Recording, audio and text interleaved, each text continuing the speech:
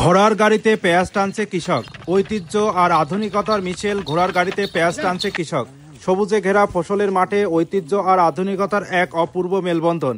একজন কৃষক তার পরিশ্রম আর নিষ্ঠা দিয়ে ঘোড়ার গাড়িতে করে পেঁয়াজ বস্তা টানছেন। এই দৃশ্য শুধু সুন্দর নয়, এটি আমাদের গ্রামীণ অর্থনীতির এক উজ্জ্বল চিত্র।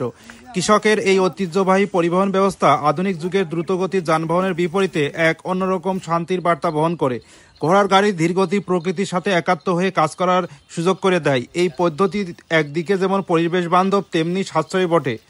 কৃষকের পরিশ্রম আর নিষ্ঠার এক উজ্জ্বল দৃষ্টান্ত এই পেঁয়াজ বহন। ঘোড়ার গাড়ির প্রতিটি চাকা ঘোড়ার সাথে সাথে আমাদের মনে করিয়ে দেয় ঐতিহ্যবাহী কৃষিকাজের গুরুত্ব। আধুনিক প্রযুক্তির যুগেই এই ধরনের পদ্ধতি আমাদের সংস্কৃতির অংশ হয়ে টিকে আছে।